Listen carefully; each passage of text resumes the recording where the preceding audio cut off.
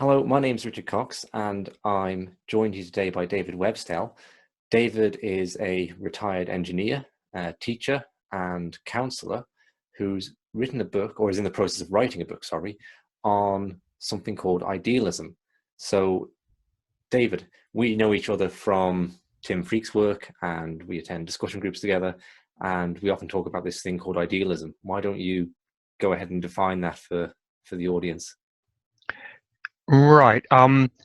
Not quite true to say the book is about idealism. That sounds like a philosophical book, but what I would say is idealism is the philosophy which underpins the things I look at in the book. And idealism is a group of philosophies that assert that the nature of reality, or what we can know of reality, is mind-like or mind stuff, or as I would say, consciousness.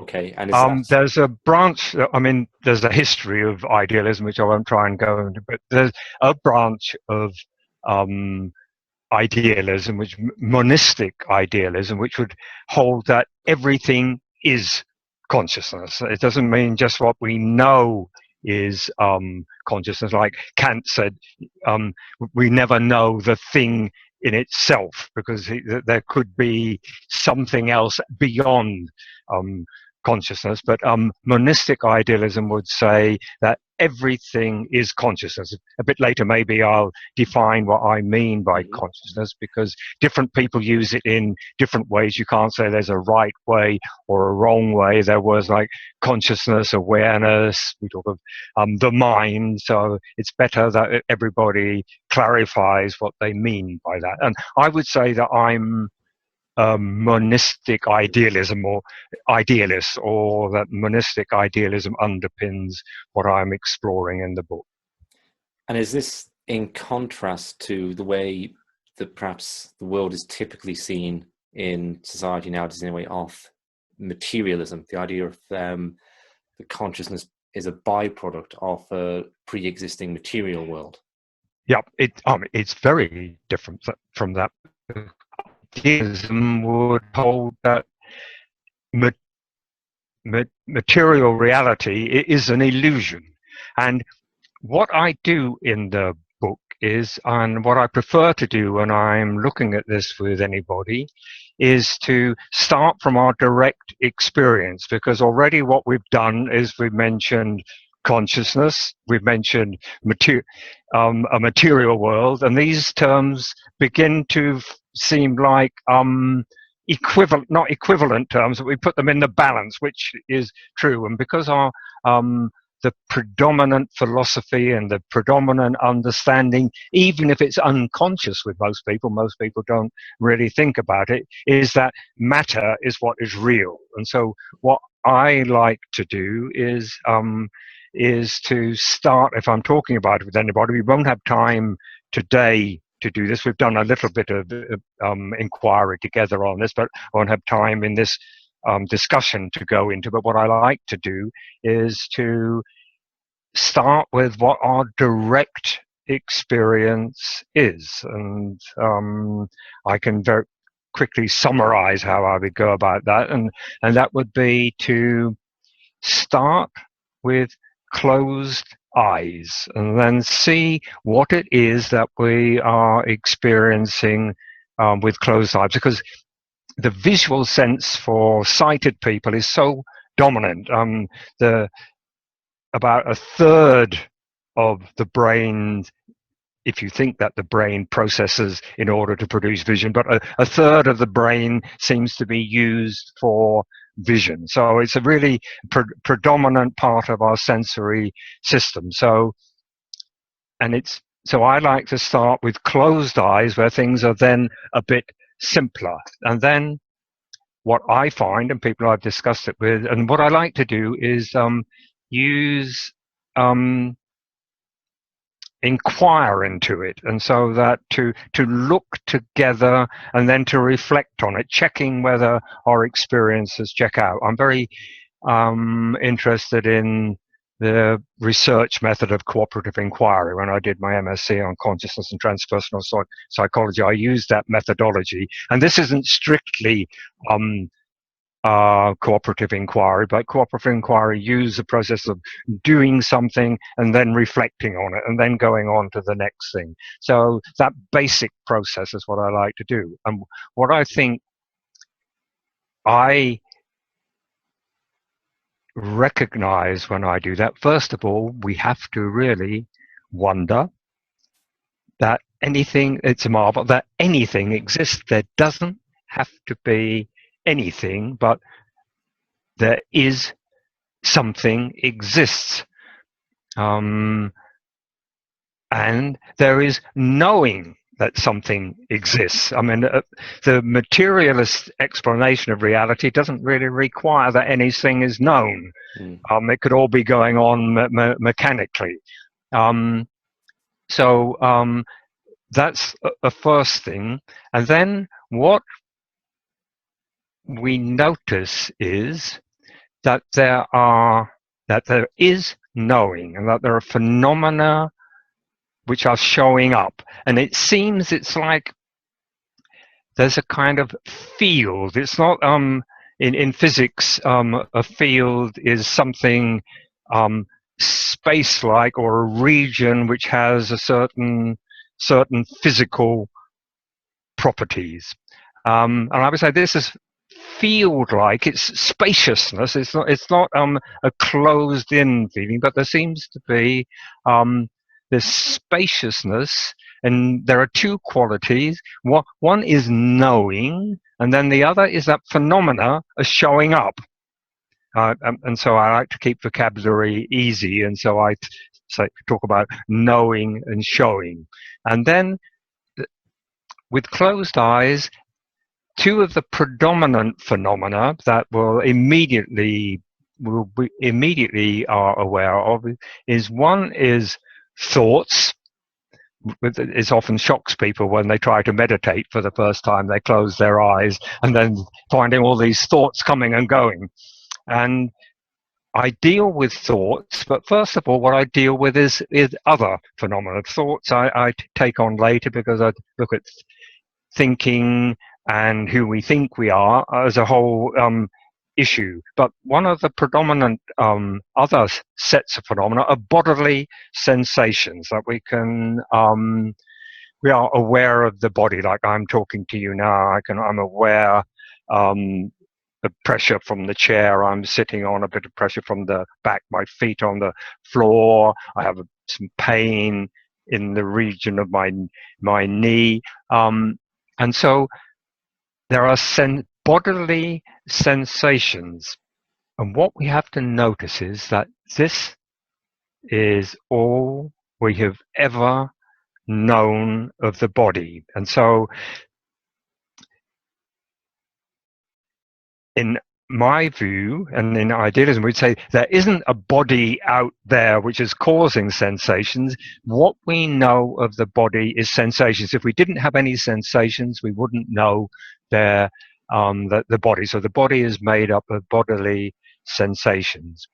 And with an interesting way of putting this, I think, of that even whether you take a materialist paradigm or a mentalist, idealist paradigm, either way, even if you think there is an exterior material world, you never contact that world. Right.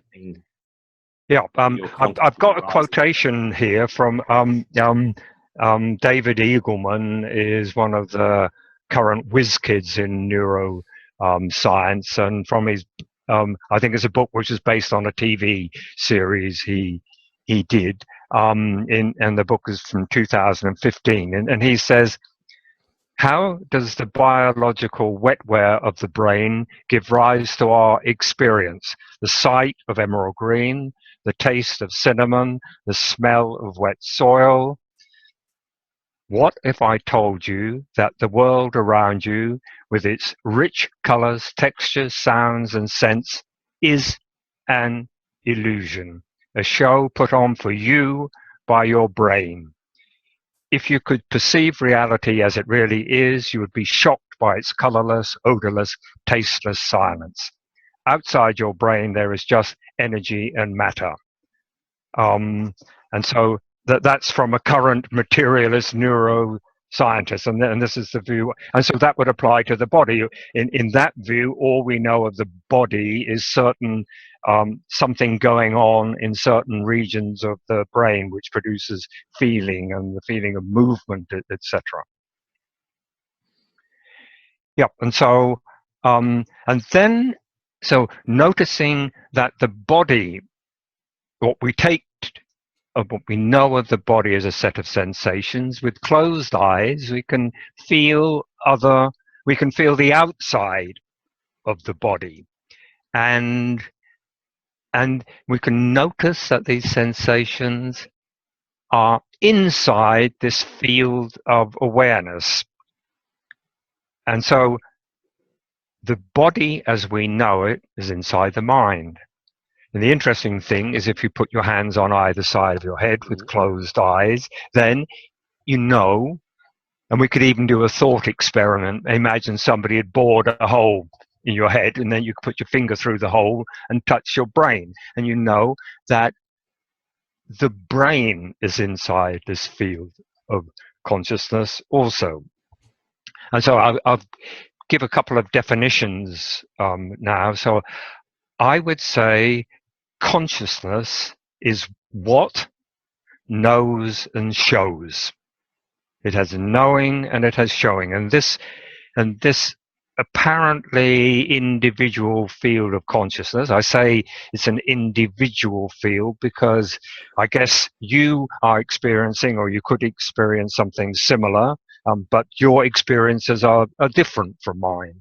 And people under normal circumstances, I say under normal because sometimes with telepathy and sometimes people seem to be able to read other people's minds, but under normal circumstances, we don't know the experiences that are going on.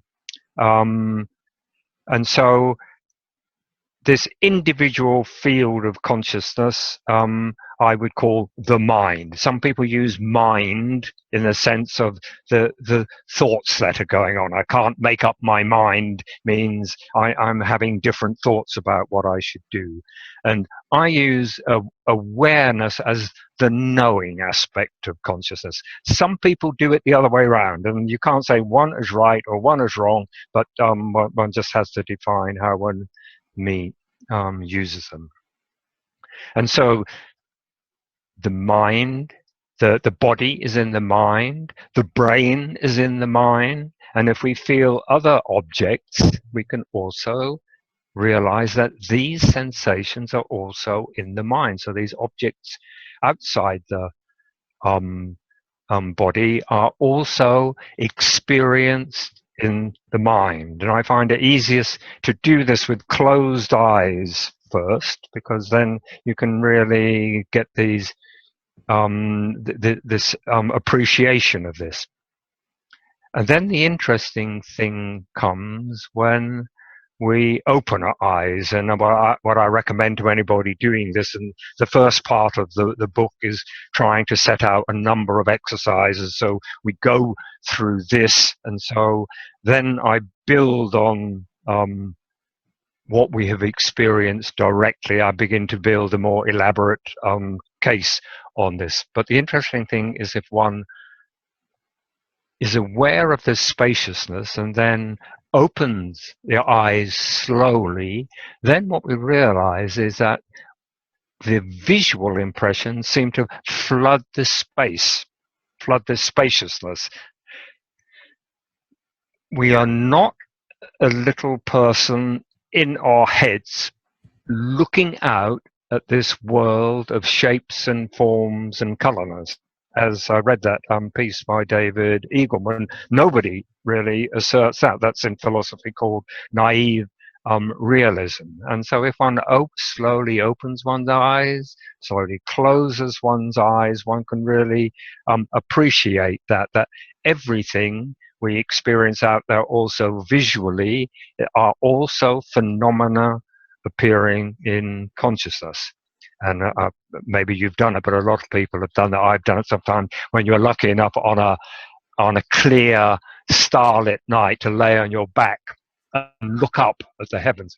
All of that is appearing in consciousness. Yeah, so that's how I begin. To go on from there, then, what you say is, why suppose there's this extra thing, this material world, giving rise to that? If all we ever know is consciousness, why should we necessarily suppose it's the material world giving rise to it? Isn't it more parsimonious, more simple to say? Yeah, that's exactly what I say. Yeah. It seems that what we could agree if we were in the same space, and we have met together in the same space, and if we were together in the same space now, we could check out what is appearing for us, and we would come to an agreement that there seems to be some objects that have some objectivity. Of course, one of the problems in all fields of philosophy really is, how do you get over the idea of solipsism, that all there is my mind, and that because one of the things that we can notice with the mind, it also has the facility for imagination. That the mind can conjure up in the philosophy of consciousness, these things like the color of a green leaf, the feel of silk, the smell of a rose, etc. All of these are known as qualia, but we can notice that the mind can conjure up, imagine all of these qualia. If I said to you now, you close your eyes and imagine you've got a lemon in your hand, a cut lemon, and then you squeeze it on your, immediately one begins to taste that. So the mind can conjure up these things. So it's always a problem. It's difficult to prove that there is anything else than one's own mind. But if one checks out into subjectively with somebody, I could agree that you seem to be a conscious being, like me. But there are phenomena. If we're in the same room, we might see it. There might be a table there, and there might be a vase on the table. We could say, "Oh, I have this experience." If we drew a picture, they would be different because they're of a different angle. But if we change places, that's subjective. Neither of us is making up this table or making up the vase. And so we have to account for objectivity. And as you said, my view is that the most parsimonious way to do this is to say, wow, isn't it likely, if all anybody has ever done is experience phenomena of consciousness, appearing in consciousness and known by consciousness, then isn't it likely that this objectivity is something conscious-like, something mind-like? So if you and I meet in a dream, we can both look at a table and say, we can both point to it and say, there's a table there. I see the table. There's definitely a table there, and it looks brown and it's made of oak. And go on. Yeah, exactly. And so I would say, well, if that's the case, do we have any examples where that this might be the case? And that's exactly it with the dreaming mind. The dreamer dreams, a dream person with a dreamed mind, and in that mind appear objects. And it could be that they meet somebody and they check out with that person. Hey, Richard, do you see this table here? Yeah. And of course, the dream person in this case is also from the dreamer's mind. But we have an example, and it seems to me it's almost as if we have been, all human beings, and it seems many mammals also dream, that, let's just take human beings, that all human beings almost every night, or in fact every night, have been given clues to the nature of reality. So it's like hint every night, hey, that this could be the case. So just to come back to your point where you mentioned the problem of solipsism, and I thought it was interesting that as soon as you bring up the idea of solipsism, the idea of everything being a dream in my individual mind or your individual mind, you instantly say that's a problem, because it's an idea no one likes. We don't want to think that we're the only thing that's existing in the universe. Everyone else is just a dream character. So when we dream at night, we generally take it that the people we meet are different aspects of us. They're arising in my brain, and I'm one of those characters. And I suppose we don't know that that's true. We think it's because often we meet people who we know in our dreams, and when we talk to them, they don't remember being there. So, but we can't necessarily say that everyone we meet in a dream is arising in our brain, and we don't know that. We assume that. Well, it is a product of our mind, rather. I'll keep you on mind rather than brain at the moment, because I have a look at the brain in my view later on. But we don't know that. But when I'm walking around in what I take to be my waking world, I certainly think it would be nice to believe that I'm meeting with other people who are also consciously aware, and everyone's not a figment of my imagination. That would be a rather, if I found out that was true, it would probably be quite depressing. So we all want to get away from solipsism, this idea that everything is my dream. But where do you go to? I know where you're going, but I'm going to ask you, where do you go to that isn't solipsism then? What's the nature of this mind? And why do you think that is the case, and not what convinced you that solipsism isn't the answer, that you're not just in your own dream? Well, because just as we're doing now, we're not in the same room, but I'm checking out with you now. And although I have an appearance of you, I have an appearance of my laptop screen, and your face isn't, and I take it through the wonders of electronics and the internet that if I was in the same room as you, I would have this same impression. And we seem to be having this discussion, and it's very difficult for me to prove that you're not a figment of my imagination, but I've talked with you and thousands of people in my life, and it seems that isn't the case, but it is. It's a tricky thing in philosophy. There's an English philosopher, Brian Maguire, and I remember him when he was at public school. He said he was in and one of his subjects he was discussing was philosophy, and one Sunday he was in the chapel and he was singing in the choir, or he was in the choir, and then he suddenly was thinking over this, and he said it made him feel so strange he had to rush out and vomit, because the horror of the thought of this thought that might be the case. I just find that consistent. I've just been reading an interesting book on quantum physics, in fact, and the authors brought up solipsism as a potential explanation of reality. And couldn't get away from it fast enough. They had to instantly say it was silly, right? And it's like an emotional repulsion to it that we all feel on a very deeply intuitive level. This isn't true. It can't be true. But logically, it makes a lot of sense. In some, it could be true. I don't feel it could be true. So you're taken then, and if I was to jump ahead, I think we're going in the direction of something more of all things arising, and where aspects of one mind are kind of more of the perennial philosophy or the Advaita Vedanta tradition of India.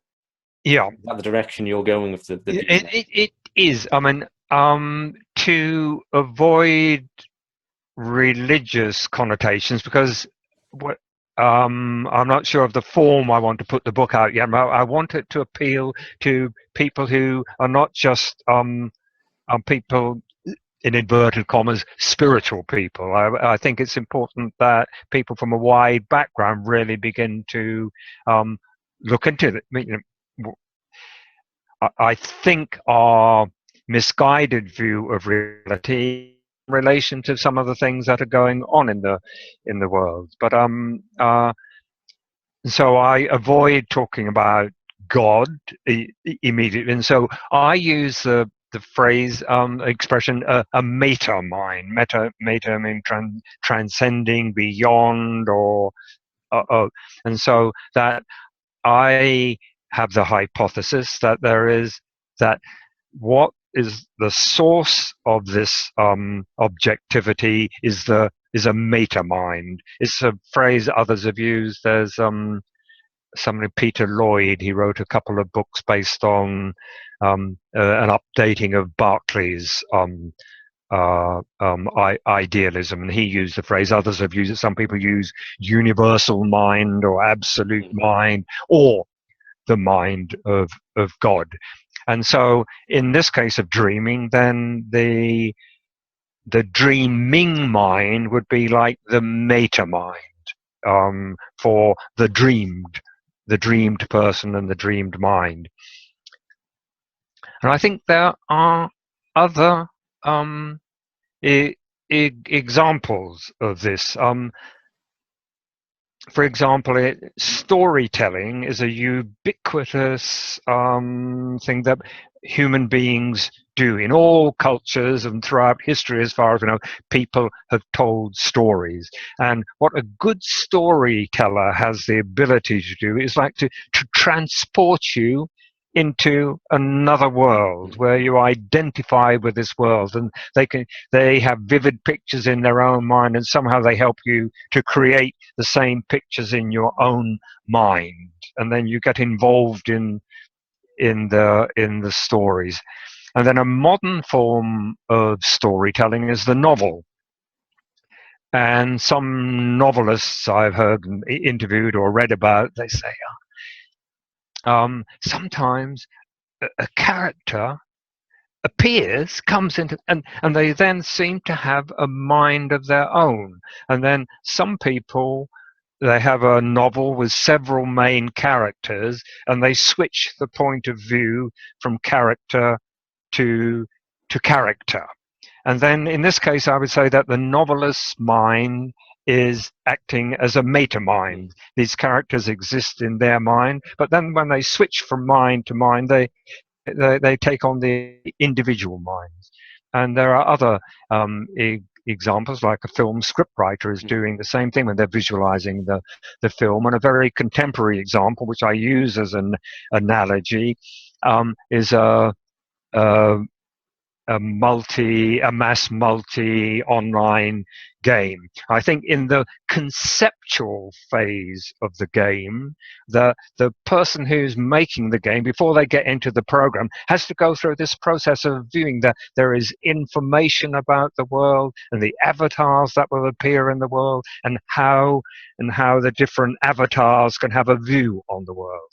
And so I think there are several examples that we know of which are ubiquitous human things, are examples of meta-mind and minds. Yeah, it is interesting, isn't it? As with dreams, all works of literature are, all creations of different literary worlds are, all those words are arising in idealism, arising in thought. Yeah. Not an objective material reality to any of them. Yeah. We just think this reality we have is the one that has objective material aspect, where the exception to every other world we create.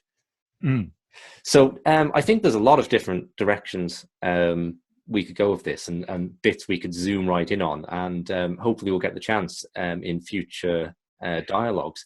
Just for today, though, maybe, David, you could sum up by just saying a few words on the nature of the mind. And I get that you're coming from, this is not a new idea. It's been described in perennial philosophy throughout time and space for thousands of years.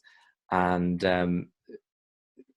I'd just finish by saying a bit about the nature of the mind, that it's as it's described and as you perceive it. Well, I would say that I've already done that to a certain extent, that the mind is this spaciousness in which phenomena appear and in which I know. And I've really mainly concentrated today, we've been concentrating on phenomena which we might think of as physical phenomena. And I've been trying to give the beginnings of an alternative explanation of these phenomena we take, and so they appear. But of course, then there are thoughts which are appearing, and then a significant number of thoughts are what we call which I call I thoughts, thoughts that begin with I want, I need, I think, or whatever. And so within the mind, there's the experience of the body, there's the experience of phenomena outside the body, and there are internal phenomena, also the realm of thoughts, and how, and this maybe we need to go into in more detail, because I really look at thinking and who I think I am and who perhaps I really am beyond thinking when I'm not thinking. But so I don't know whether that's satisfactory in saying that. So I don't think of the mind as just a stream of thoughts. It's this whole arena, if you like, or whole spaciousness. And one interesting thing, this could all seem very abstract, but I'd just like to finish on what is the impact of this, and there is a lot of impact, particularly if one goes outside. And then one realizes, and if you can do the opening and closing eyes outside, and then you realize that this whole world, the trees, birds, everything are appearances in mind. And some years ago, I came to the realization, why is it so good to feel that we are in nature, as people say? And the reason is that nature is in us. That nature is structuring our consciousness, is structuring us. And so when one has a feeling of being in nature, and then one goes into maybe a rundown, urban, polluted environment, that's also structuring one's consciousness. And so I have a phrase which I said, that we are each unique, individual, multi-sensory instruments on which a version of the symphony of the universe is played. And we're not only passive instruments, we are also players. And then one thinks, when one encounters, meets another person, that person also is, if you like, we're all terribly intimate all the time. That person is also in us, structuring our consciousness. And then one realizes why, for example, just an expression on somebody's face, or a gesture, or why that has so much impact, because we're very good at interpreting that as an internal emotional state for that person, but also it's structuring our consciousness. And when the quality of touch with another person, that's knowing, that's how it's like sculpturing another person when you feel that. And the other person, this is why for babies, in the first weeks and months of life, the way they are held is so significant, because it's actually structuring their awareness of themselves. So that's a little glimpse, one aspect of why it really has an impact on how we view ourselves and others in the world. Okay, thanks for that, David. I'm sure we'll pick up on a lot of aspects. Yeah. Future discussions. We'll leave it there for today. And very good. I'll look forward to them. I hope people enjoy them. Yeah, good. I look forward to continuing.